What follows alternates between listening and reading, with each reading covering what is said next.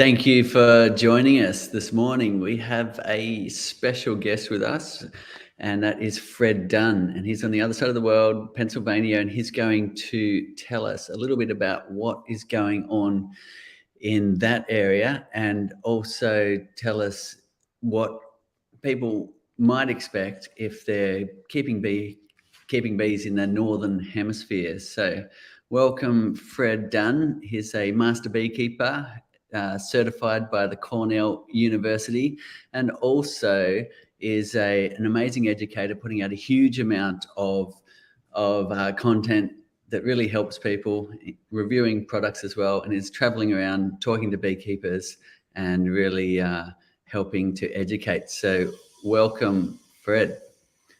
Here we go. Well, hello, Cedar. Thank you so much for having me here, and welcome to those of you who are watching this live stream. It took a little bit of doing to get this all together because we're clear on opposite sides of the earth, as Cedar just said. I guess, do you want me to jump right into what we're looking at here in the United States, Cedar, or what would you like me to talk about? So it's really interesting to us folks here where we're keeping bees in what is a subtropical region. So we don't really get much of a winter here where we are.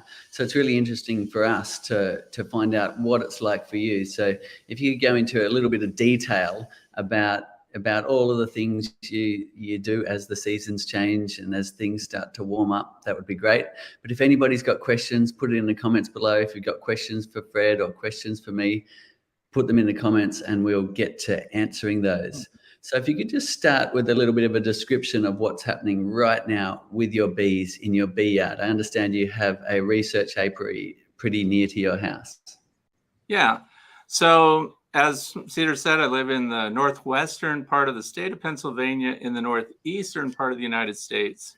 And I have we call it a research apiary, but they're just bees that are within 85 feet of where I'm sitting right now. So I have immediate access to them no matter what's going on, which allows me to check on them no matter what the weather's doing. And we have cameras outside too. So if we can't be there, we can see what's going on. And this part of the United States gets a full spectrum of weather conditions. So when fall comes, we're pretty much locked down, and the bees are inside their hives for 6 months roughly out of the year. So a lot of preparation goes on, and the weather dynamic can be pretty extreme. Where I live is called the Snow Belt region, and we've had up to 100 inches of snow in one winter here. So it's a great place to observe what bees do under environmental stress, and that's really interesting. It also challenges us as beekeepers to really pack down hives in winter, which is something Cedar doesn't have to do because he lives in paradise. But where we live, we pack them down for winter so they have a small, manageable space. And then, of course, when spring comes, and that's where we're at right now, first day of spring just hit us. And the weather, big surprise, is all over the chart. So we went from snow, 20 degrees Fahrenheit. I don't know what that is in Celsius right now. But it went to a balmy 49 degrees Fahrenheit today. So the bees are out getting pollen already. They're getting nectar from the trees. So the resources are rapidly changing around here too. As spring hits, the forage is very diverse, and they have wetland access, and they also have crop access, and the trees will be blossoming within the next probably 5 weeks. But this year they're 3 weeks early. So we have a weather dynamic, a constant shift.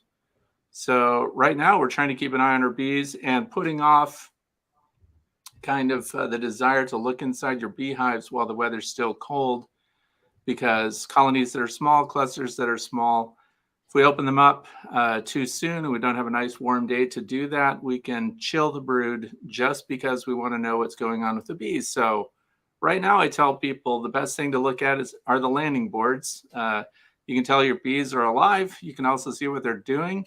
And by the amount of pollen, for example, that they're bringing in on their landing boards, usually from 11 in the morning to about 4 or 5 p.m., that's maximum forage time for the bees. They've had a chance to warm up and get going.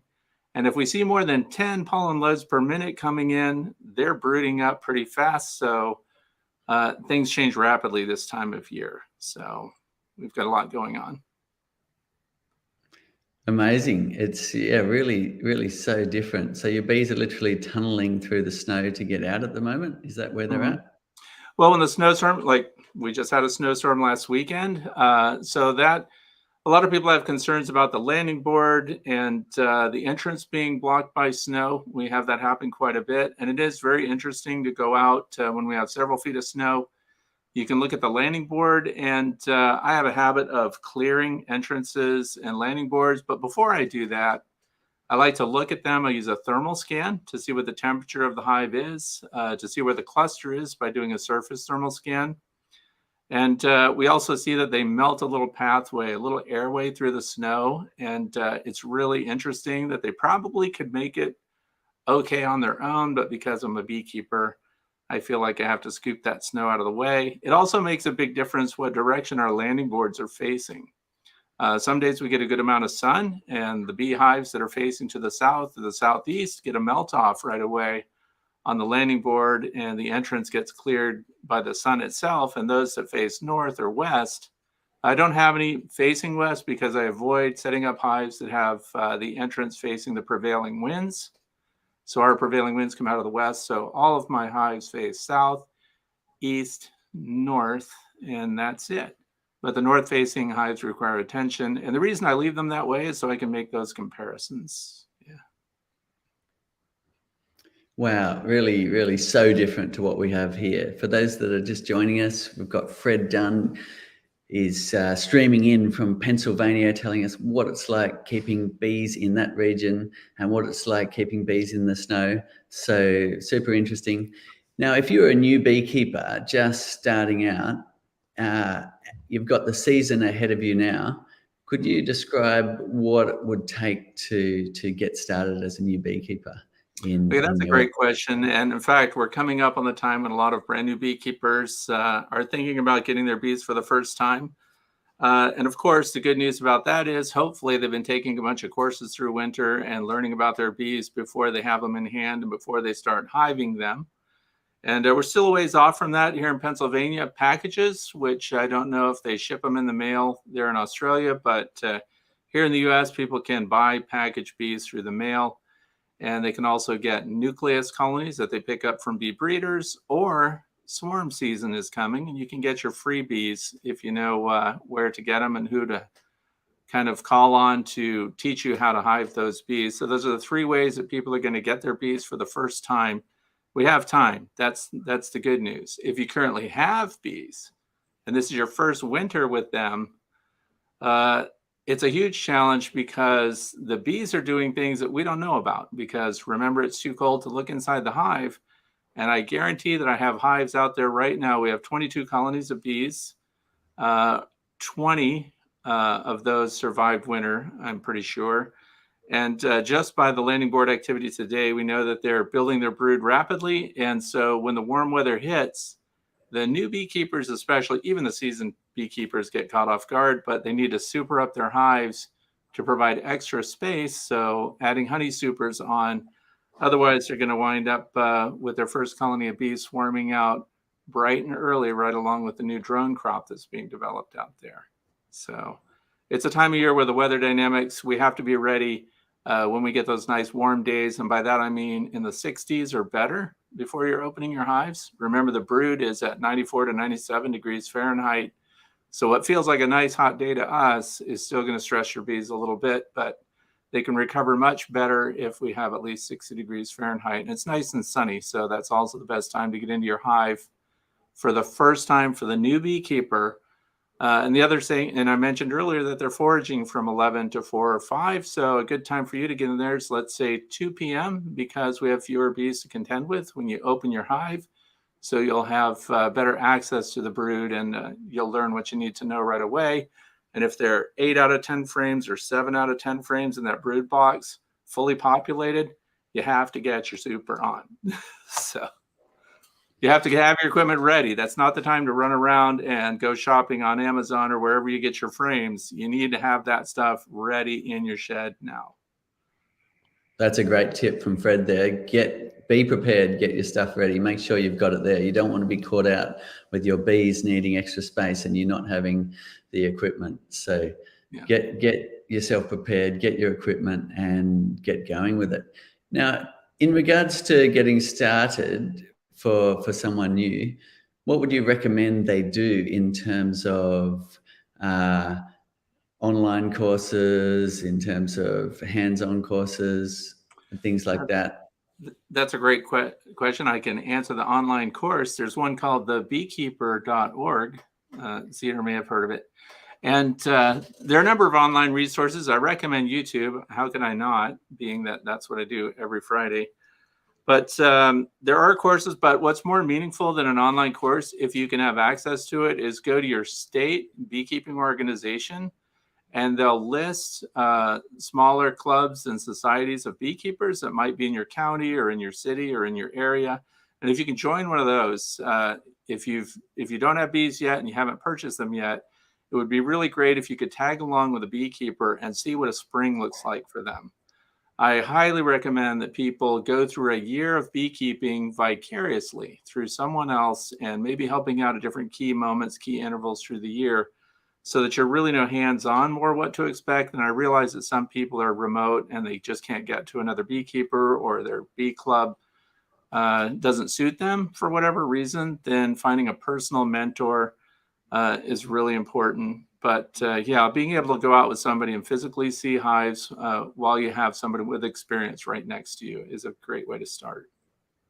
Great. Yes. If you can find a mentor, there's a lot of beekeepers around that love to share what they do. So you'll often find that somebody's willingly will come and help you, which is a fantastic thing. And it's amazing to have a community all around the world that shares this common love of bees and really wants to help each other. And you see that online too. If you've got answers to the questions that you see in the comments below, then by all means jump in, and you get this nice activity of people just helping because they want to help.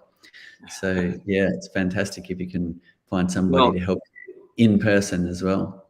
Yeah, we can jump on a question or two if you want. I'm looking at the one here that says, how do you secure a food source for the bees? Like, would you plant flowers purposely or move your hive to different places? That's great. If you're here in the United States, this won't apply to Australia, but there's a website called beescape.org. And if you put in your address, it will let you know what the forage quality is, whether or not you have a dearth, when that occurs, and more importantly, what kind of pesticide load from industrial agriculture exists where you are. So if you're looking for a place to start your hives, if you're thinking of an outyard location or something like that, I would start with Beescape to find out what the quality of forage is.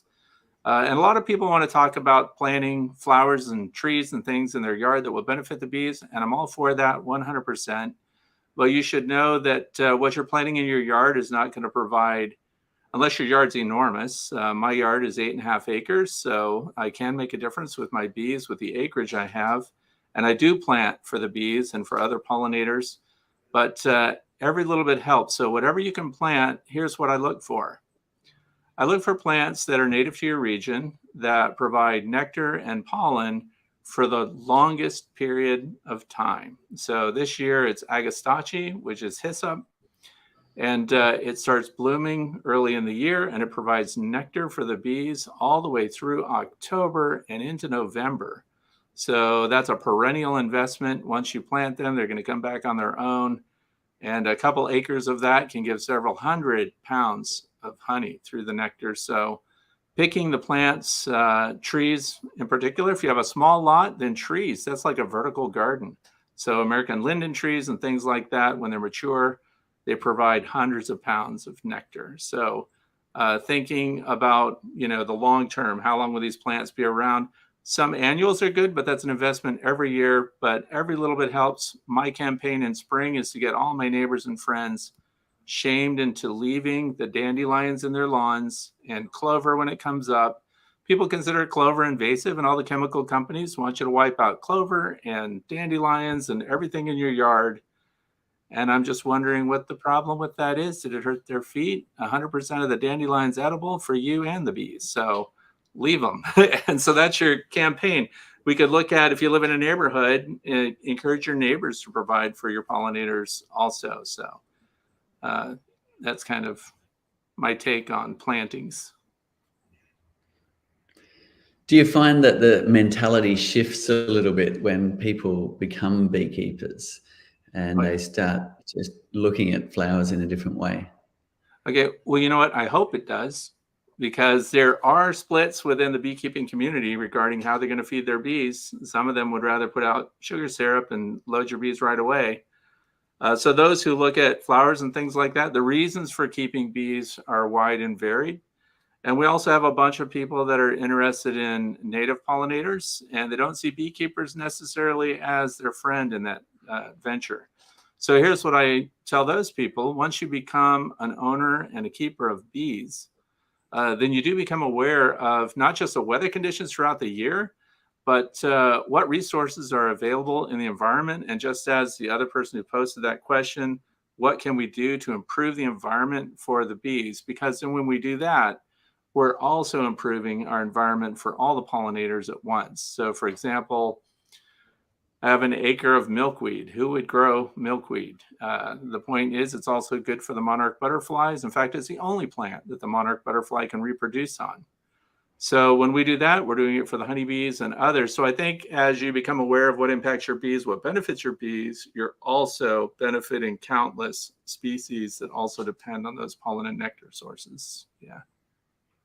Yeah, it's a really really good point, isn't it? Where often people are wanting to plant some flowers around their beehives for their bees, but in actual fact, that what they're supporting mainly is the native pollinators, which is a fantastic thing to really tune in on as well, because they're often got a very short range of maybe just a couple of 100 meters of foraging. So planting species, you might just be helping a species get from one area to another simply by planting things in your yard. So that's the reason I tend to encourage people to plant flowers on a small scale.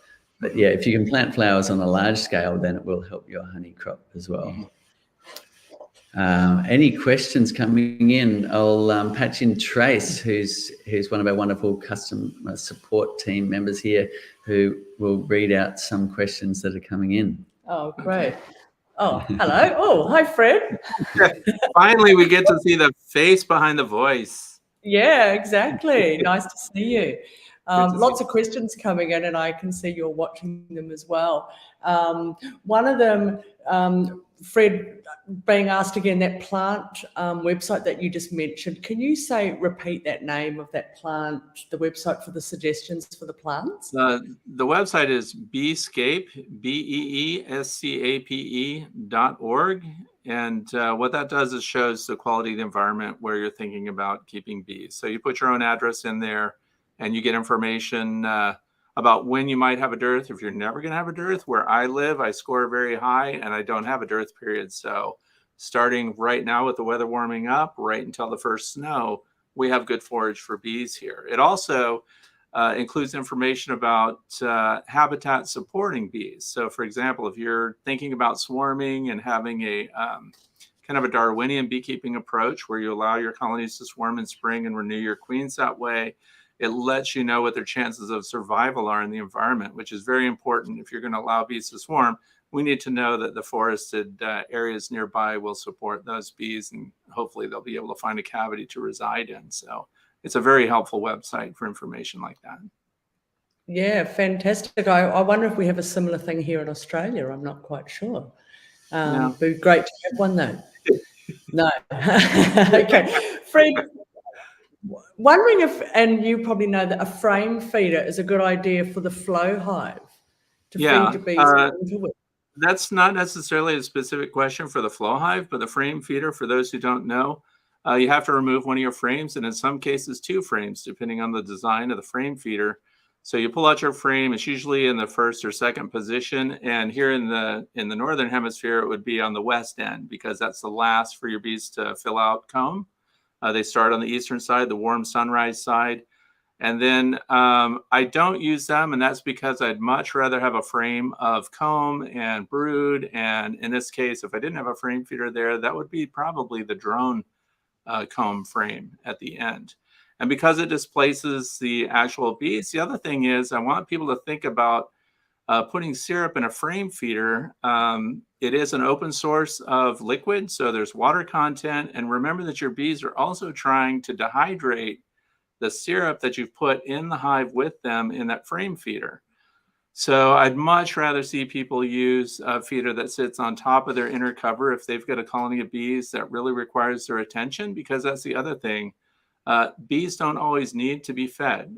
The goal is to have bees that are acclimated to your environment and to your climate. And so the reproduction hopefully matches the seasons where you live. And the goal then would be not to feed them at all, in my opinion. So which ones would you be feeding? Those would be your newly installed packages, newly collected swarm, maybe, that you're trying to get them to have a jump start, and they would need syrup because the sugar syrup starts them off with building comb and things like that. But the frame feeder, personally, it's just a personal preference that I would rather have them fill their brood box with comb, because most of the frame feeders are deep frames as well. And there again, you only provide a feeder on the colonies that are really in decline for some reason or just getting going. Fantastic. Thanks, Fred. Question coming in from Steve, wondering what breed of bees do you suggest in a really cold climate? Steve's in Michigan. Yeah, that's a great question. And it's true that a lot of the bee stock that's here in the United States, because we have border states that are arid region, we have California, Carniolans do really well. The Saskatraz bees, they come out of Saskatchewan, Canada. Those are cold weather bees. And the reason we mentioned those two, you can almost generally look at the bee's color. The light golden colored bees tend to be more southern stock, and the darker, even the Russian bees, for example, that people like to keep, are almost black.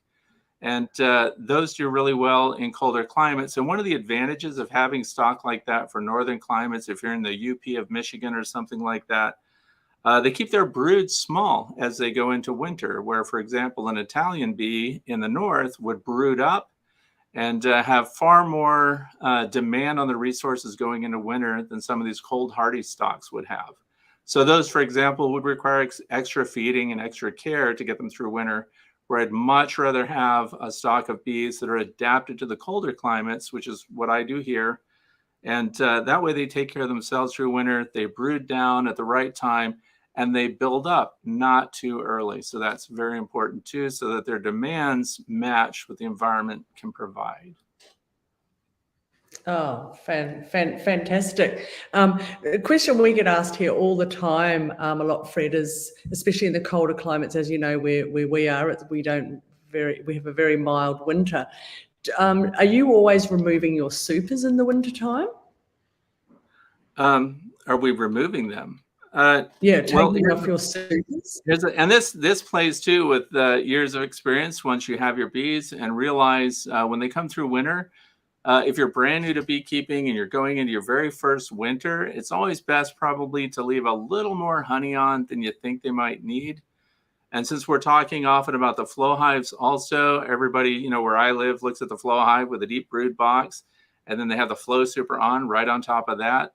And when it comes to wintertime, all that has to come off, and then all they would have is the brood box. So what I do here is I put a medium super of honey on first thing. So this time of year, coming into the next few weeks, when we get warm weather, I'm going to put a medium super on top of the deep brood boxes, and I let them fill that first. That's about 47 pounds of honey if it's a 10-frame super. And then I don't touch that. That's their insurance policy for if the weather goes bad, or, we get an extended period of rain and they can't get out and forage. And then beyond that is when we would put a flow super on, or other honey supers that would be used for our consumption. Now, on the flip side of that, as we get towards the end of the year and winter's coming, I make sure that they're nice and heavy, that middle box, the second box up from the bottom, is nice and full, wall-to-wall honey.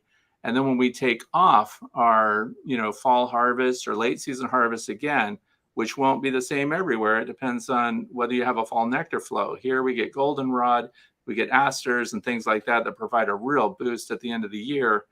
And then we leave on about 47 to 50 pounds of honey going into wintertime, and everything above that gets taken off, because we also don't want to leave a huge hive together for a cluster, a bee colony occupation number that's dwindling in the fall.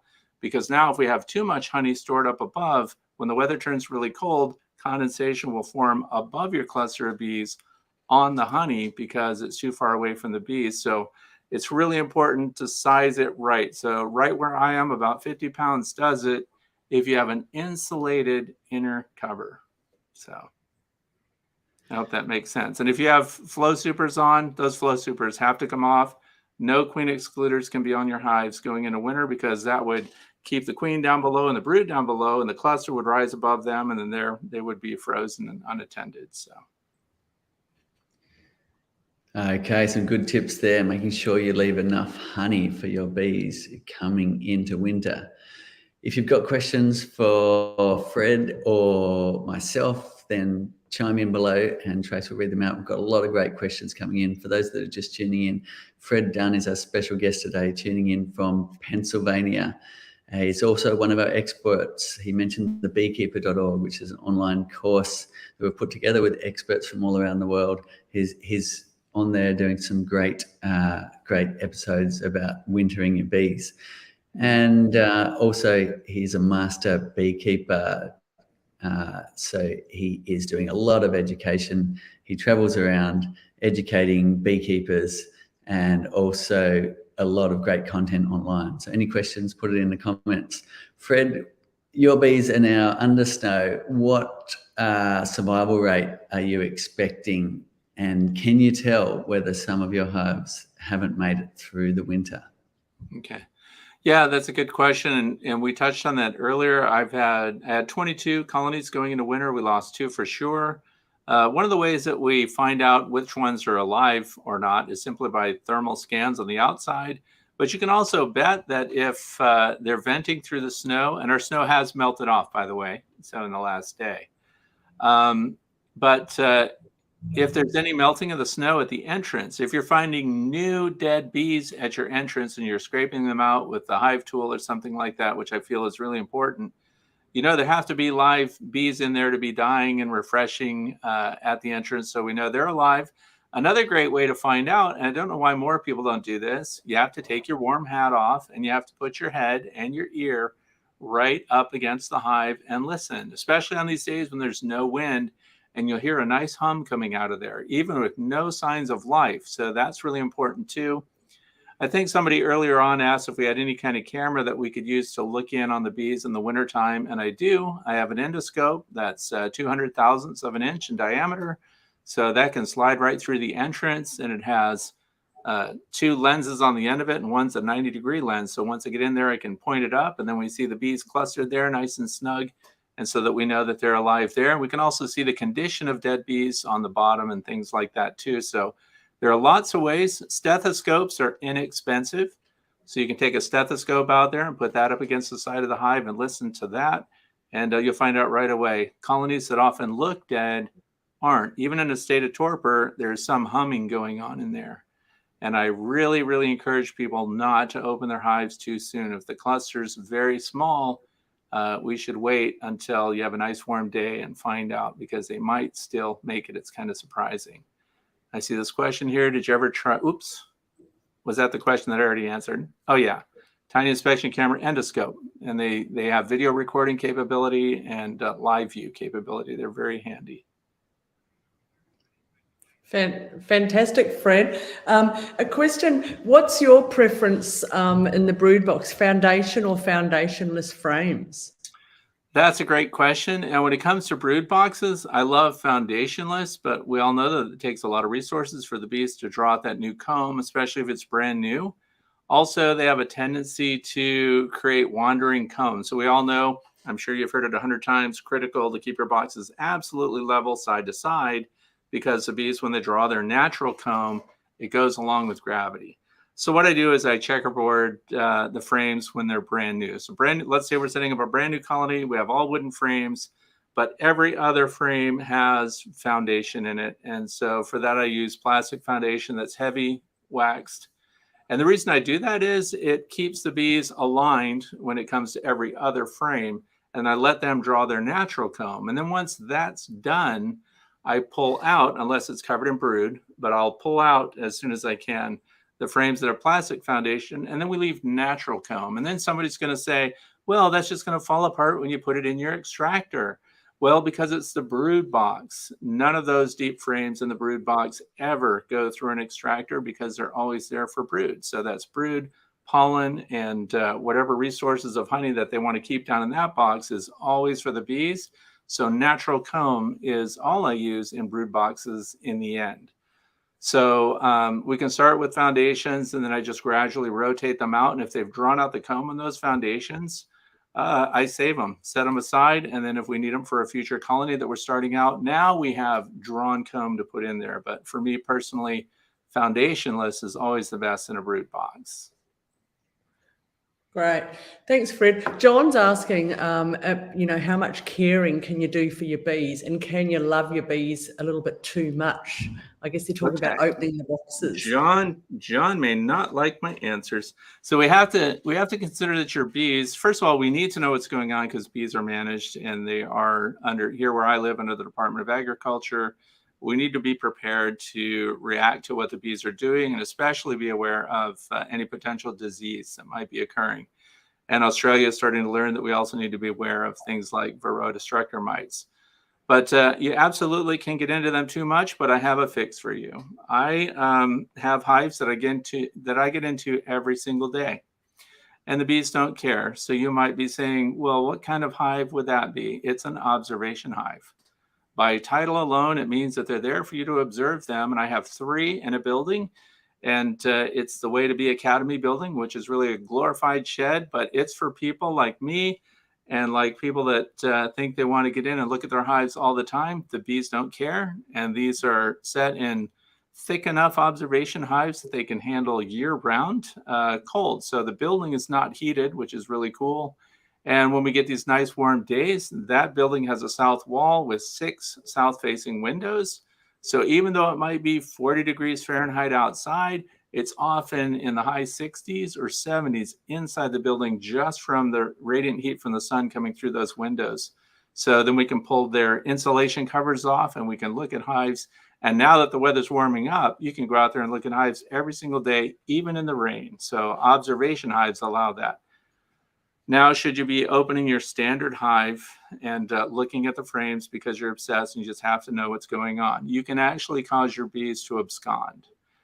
Bees that are under stress all the time, and no matter how zen your life is and how much you think you're in harmony with the bees, and it's great to have feelings for your bees, but we have to look at our entrance into the hive, especially brood, as an invasion to the bees and a stressor for the bees. So each time you do that, your bees have to recover from your incursion into the bees. So I recommend you not get into your beehives more frequently than every 18 to 21 days per hive, unless you notice something on the landing board that requires your attention. If you see them dragging out pupa, if you see bees that appear to be sick on the landing board, if you see bees that are in the grass in front of your hive that seem to be trembling, that have their tongues extended, if there's something going on that is very different from the other hives and you think that there's a problem, that's a cause for getting into the hives. But if otherwise they look completely healthy, there's no good reason on the part of your bees for you to be getting in so often. So I highly recommend observation hives for that. Great. Fred, do you requeen your hives very often? The bees requeen their hives. So now here's the thing too about that. For years and years, I did not mark my queens, and I just felt like I recognized them and they look great. Here's something I recommend for everyone with a cell phone, if you happen to have one. Whenever you find your queens, get a close-up picture of that queen.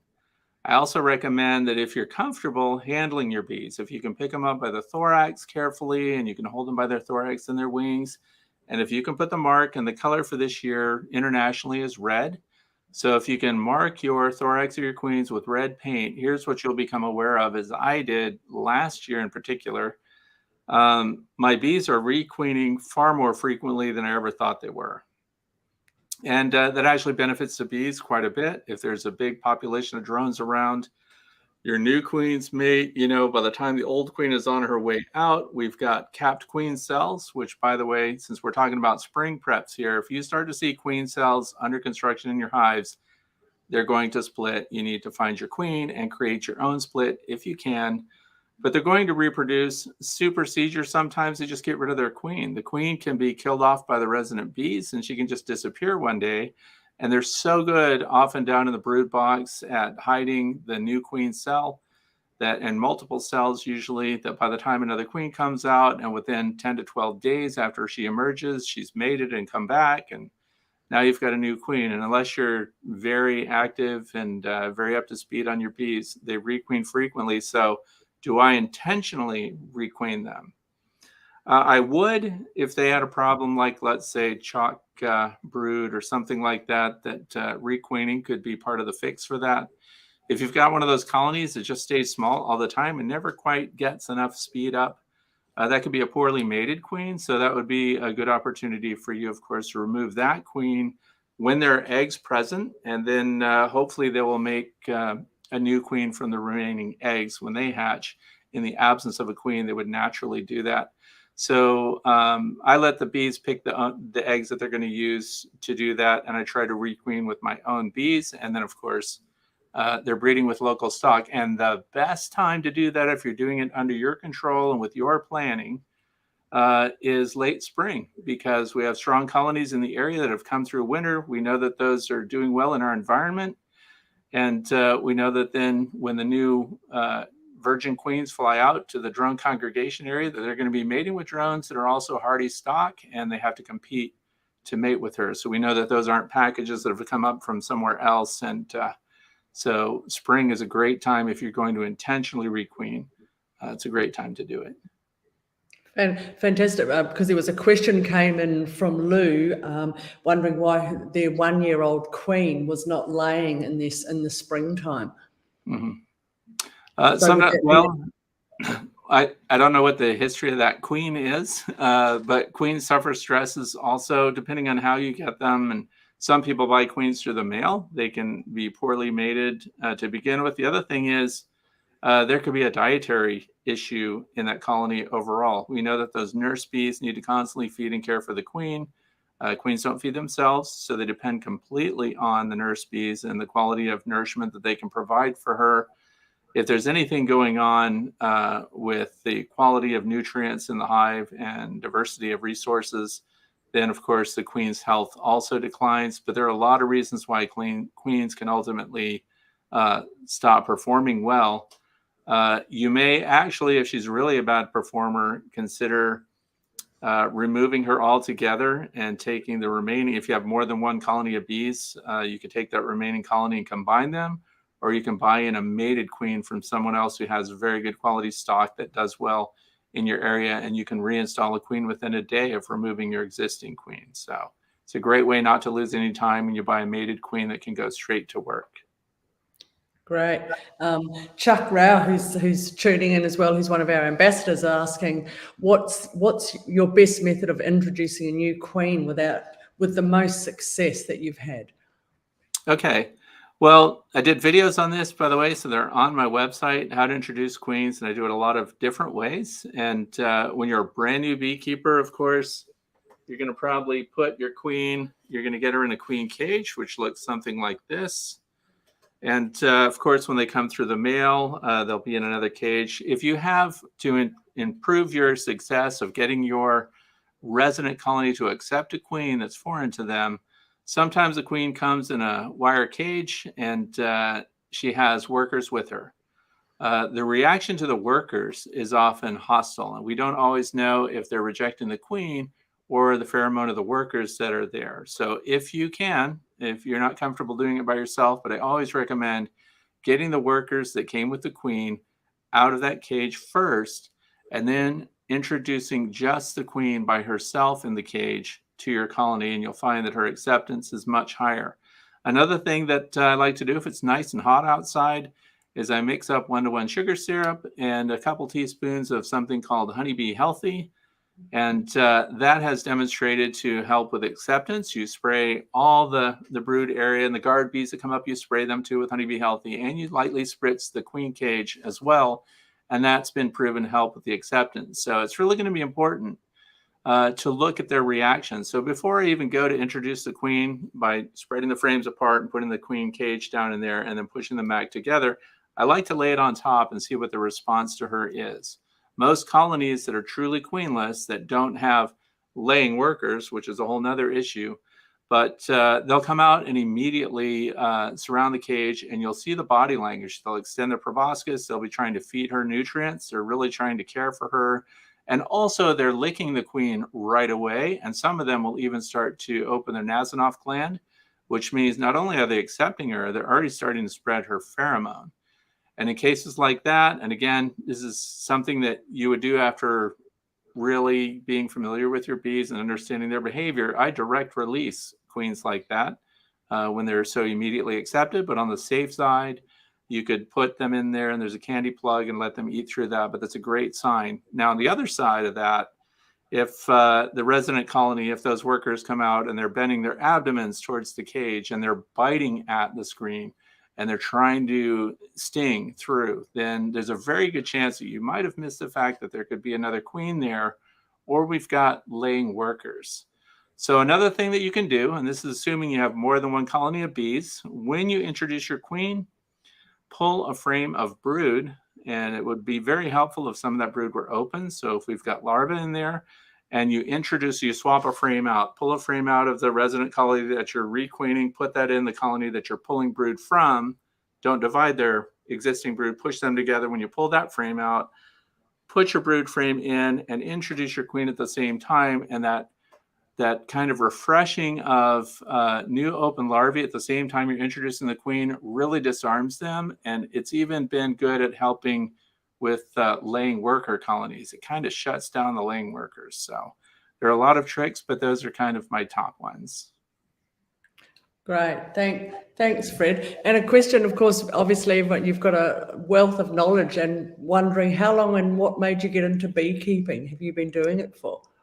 I've been keeping bees since 2006. The reason that I got interested in honeybees in the first place was actually so I could just photograph and do cinematic sequences. And colony collapse disorder, there were documentaries that came out.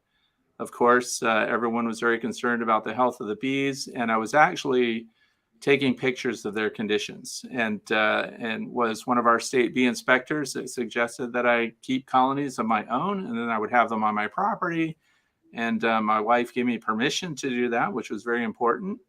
And since I had just gotten rid of my field of Australian emus, I think I had some space to keep beehives. And so I started keeping my own bees. And I started with bees that were treatment-free. So I was a treatment-free beekeeper for 10 years. And that's how I got started. And one thing led to another. And of course, I just couldn't get enough information. I had to go to school and get on the learn. And then here I am teaching about bees all these years later. They can be quite addictive, can't they? That learning journey. It's like no matter how much you think you know, there's always more to learn. And that's one of the fascinating things, whether you're just starting or whether you consider yourself an expert. There's always something new to learn. Yeah.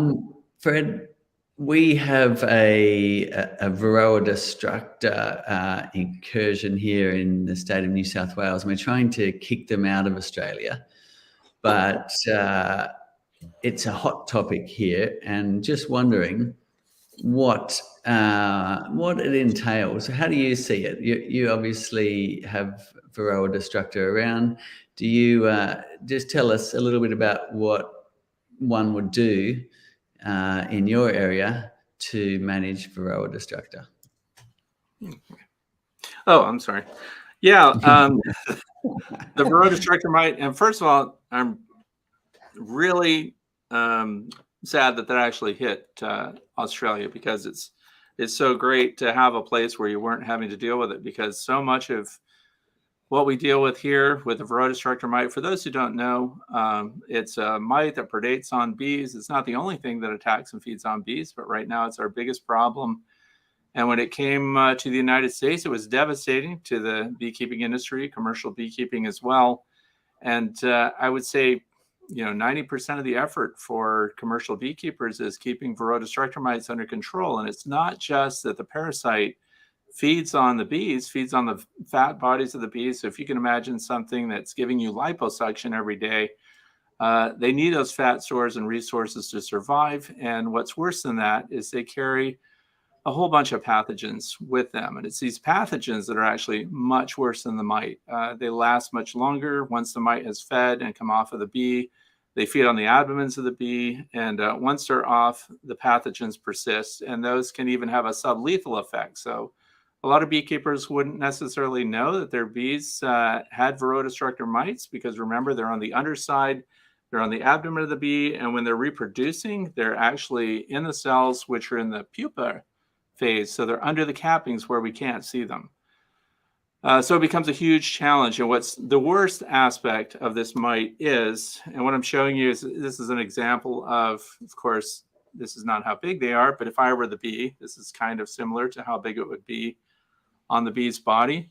But guess how many of these it takes to start an infestation in your hive? It takes one. One female foundress mite anywhere reproduces multiple times through her life cycle inside the brood area of your hive. And so even one mite is one too many. And that's also what makes it so challenging. If anyone has Varroa destructor mites in their colony and we don't get rid of them 100%, which here in the United States, we figured out we're never 100% mite free. There are some studies going on in islands, for example, off Nova Scotia, where they don't have mites, and so they can do these studies and they can keep mite-free bees, but it's a huge problem. So being educated about how to look for mites, how to count mites in your colonies. If you've got, for example, with the flow hives, you have removable trays underneath, and with even I think the first flow hive that has a removable core flute sheet, it's very important to look at those and see what's on the bottom, because mites have a life expectancy as well, and they die and just end up on the bottom of your hive. And if you saw one or two, you've got them. So then you have to learn about how to control mites. And we do that. The long game for that is going to be the genetics of the bees.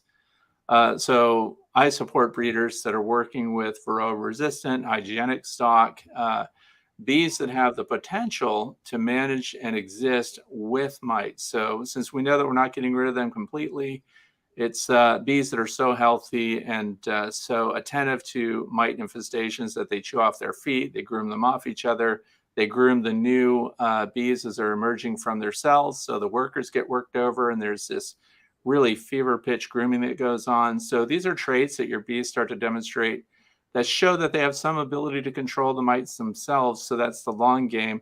And of course, people are concerned about how to control the Varroa destructor mite in their hives without chemicals. So I'm 100% against using synthetic chemicals to treat your mites. So we think of organic treatments like oxalic acid, and there are ways to deliver that. But then, of course, first determining the loading of the mites. And that's because we also want to know which colonies under our control are doing well on their own and which are being overwhelmed. So back to the early question about requeening.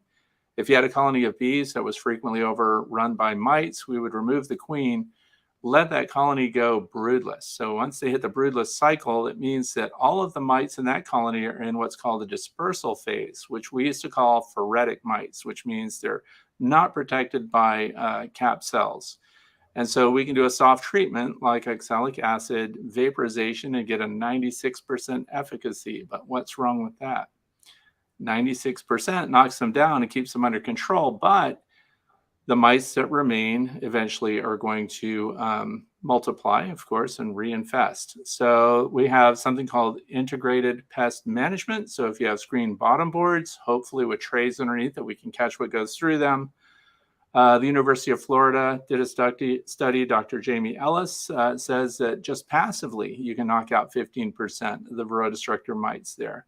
So we have a lot to learn in bee management, and we want to keep our bees alive and healthy and productive because they're important for agriculture. And part of doing that means we have to get the things that impact them in a negative way, like the Varroa destructor mite, and of course, pesticides and things like that that are also being used. So I don't want to scare people away. They're new to beekeeping, but it is a very dynamic situation when it comes to the things that are putting pressure on your bees as far as their health and well-being. And then, of course, productivity and longevity. And this comes all down to the quality of the queens that we have. So. Wow, that's a good rundown of this Varroa destructor mite. Now, practically, what is it, and how often you might treat your bees for Varroa in a season? Okay, I don't treat very often. I've been very fortunate that my Varroa numbers tend to be very low, and so I definitely do a treatment at the end of November, the 1st of December, because that's when I have the smallest brood in the frames and, of course, in the colonies. And because it doesn't depend on temperature to treat, we can't treat really when the bees are all clustered tightly together, because we need that vapor to settle, and we need that oxalic to be on all surfaces so that the mites have to climb on it and walk on it, and it damages their little feet and they die.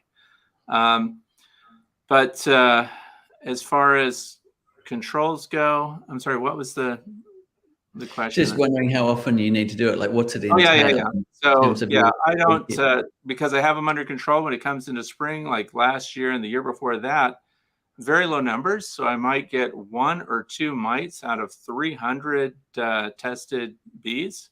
That's very good. Also, if I find that I have a colony that has 3 or more, which is a 1% mite load, and this is doing a sugar roll, it's important which bees you take to do that count. So you want to get your bees that are on your brood frames that have open larvae. And that's because those are the nurse bees that are young and they're the most nutritious. And that's why the mites select them to feed on. Their bodies are soft.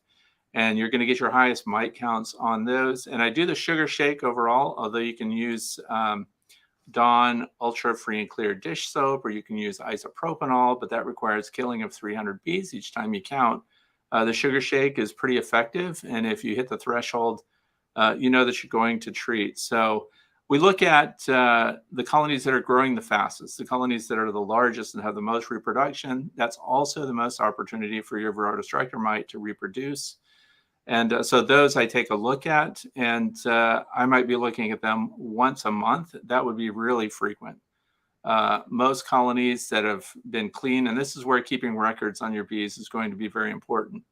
If I have a colony of bees that is really loaded with mites, I'm going to inspect each colony to either side of that one, because we have bee drift, and there's a lot of sharing of workers, foragers, and everything else, and the potential for those mites to spread. And then so we might treat those that are adjacent and then just keep an eye on the others. So we don't treat prophylactically. We don't just treat the entire apiary. I wait until I see a mite load and a mite count that justifies a treatment. Okay, so we've got a lot to learn, and also a lot to learn on a global scale. But obviously, as you say, the ultimate answer is the bees can deal with the mites themselves, and then we don't have to intervene.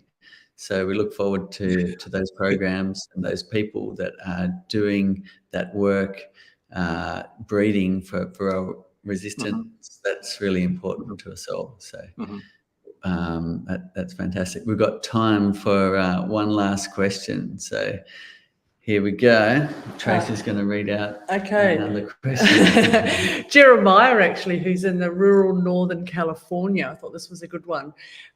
Just wondering, are there any online resources to find out if there are mites in the area, or are mites so widespread throughout North America, you just have to expect that you will get them?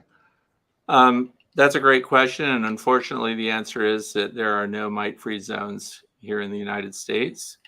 I will say that for those who want to fall in line with what Cedar was saying, not treating and allowing your bees to live or die is kind of, live and let live is kind of the philosophy. I would like to ask people to look into the bee weaver apiaries in Texas. They're a multi-generational family of beekeepers. And bee weaver, many decades ago, went straight into not treating. They didn't want to do anything to the bees in order to control the Varroa destructor mite. The result was huge losses in their apiaries, which they were willing to take. And now they're being looked at really intensely because of their survivor line stock. And that's the company that I chose to get my queens from. And I still get my queens from Bee Weaver in Texas whenever I need one, when I'm desperate and I can't wait for them to make another one too close to winter or something like that. Because since I can't run a breeding operation myself, you need hundreds of colonies to effectively breed your stock for these traits. So since I can't do that, what I do is support the apiaries and the breeders that are doing the things that I want to support and that I believe in. And I think that treatment-free stock is definitely the future. I do not think backyard beekeepers should be letting their bees be overwhelmed with Varroa destructor mites until they die out, and then just try to work with those that survive next to it, because we found that the domino effect is pretty effective, and that the mites then spread quickly. So we really need to, if you're going to go treatment free and you don't want to put anything in your hives, you still need to count mites, and then you need to be prepared to euthanize the colony that is becoming mite breeding grounds. So. Wow, so there's a little bit to it in terms of Varroa and bee breeding, but obviously the rest of the world, or most of the world, gets along okay with it. There is some things to do, but there's a lot to learn from the rest of the world who have already been dealing with these annoying mites for many years now. Fred, thank you so much for joining us. For those who want to find out more from Fred, he's got a great YouTube channel with a lot of videos on there, a lot of educational videos, a lot of reviews as well. And he's also a part of the beekeeper.org if you want to check out that. It's an online course, which is also a great fundraiser. And you can also tune in on the questions below. If you've got answers to some of the questions, by all means chime in. You'll often see Fred joining in and answering the questions out there. It's great to see the ability of everybody helping each other on a global scale and learning about how we keep bees from one area to the next and what the differences are. Thank you very much, Fred, for joining us, and all the best for your evening. And here we've got a rainy day, so we won't be doing any beekeeping today. Yeah, absolutely. And thank you so much for having me. And I really appreciate such an active comment section, all the people that tuned in. So thank you so much. It was fun to share about bees. Over and out.